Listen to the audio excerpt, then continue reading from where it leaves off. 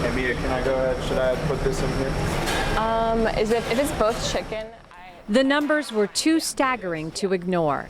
More than 60,000 pounds of food. This looks like some yellow rice. At the University of Maryland was going to waste on an annual basis.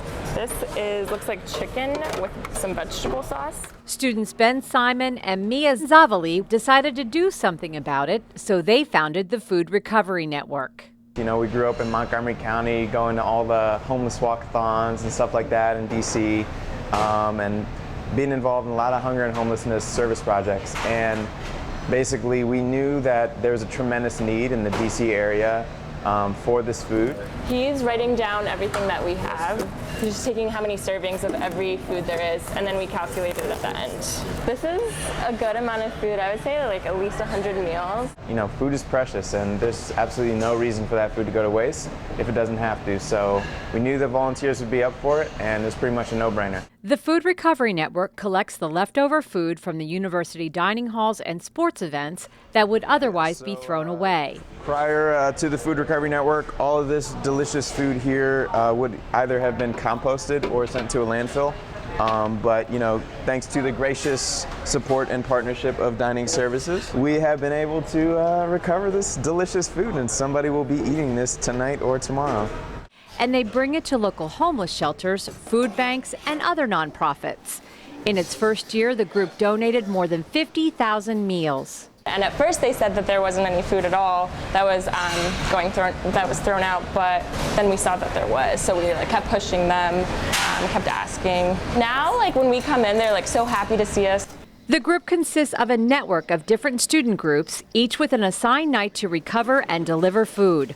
Currently, there are more than 200 student volunteers who donate their cars and use their own gas so they can be a part of the movement. I honestly don't mind helping people out.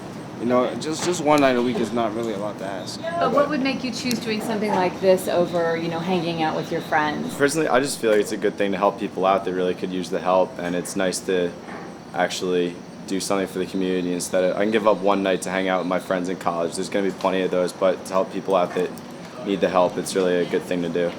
Both Simon and Zavali want to make the Food Recovery Network a national organization. They are currently in talks with students at 20 other universities who are interested in bringing the program to their schools. Brown University, University of California, Berkeley, and Pomona College have already joined forces with the Food Recovery Network. There are 3,000 colleges in America. We've done our own market research, found out that about 75% of them have no food recovery program. We estimate each school probably throws away somewhere around 10,000 pounds of good food every year. But each night when the dining halls close at the University of Maryland, group members are on task packaging up leftovers and carting it to locations like the Christian Life Center, a Riverdale-based church and ministry. Good. Welcome to Christian Life Center. We're going to go ahead and grab these trays, right, Mia? On an average night, the group delivers between 100 and 200 meals that are distributed to the needy throughout the community. Pastor Ben Slye says the Food Recovery Network is a blessing that is making a big impact on the community. I think the real truth right now is that the need is everywhere.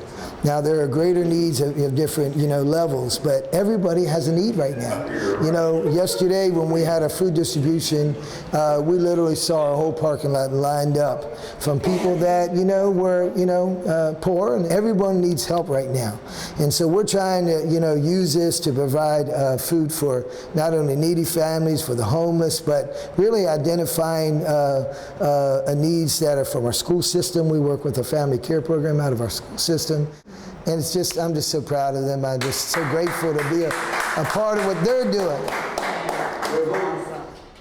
Up until now, the Food Recovery Network has been working only on college campuses. But after Councilmember Valerie Ervin got wind of their work, she decided to organize a meeting with officials and stakeholders to establish a county-wide food recovery network. This is a story, unfortunately, that's becoming all too common here in Montgomery County in the state of Maryland, but across the United States. And so we're really paying a lot of attention to it, and I am so inspired that so many people want to give back in this way. and I'm going to do my small part to make it happen here in the county. Every day we're seeing more and more families that are in need, more and more families that need food, more and more families that have to make a choice. Do I feed my family? Do I put a roof over their head? Do I keep the utilities on? So it's important that they can get food, they can get quality food, they can get a variety of food, and one of our greatest challenges has been to provide meat and proteins. So this is a wonderful addition to what we already are able to do. We just knew a lot of community service organizations that are like working towards similar goals of like helping our community. Both Simon and Zavali say they are committed to a future in food recovery and would love to see the movement take off nationally. These college seniors say their ultimate goal would be zero food waste on college campuses. And it's only because they see that they have a plan. Right. They're just not doing this on the cuff. They have a plan.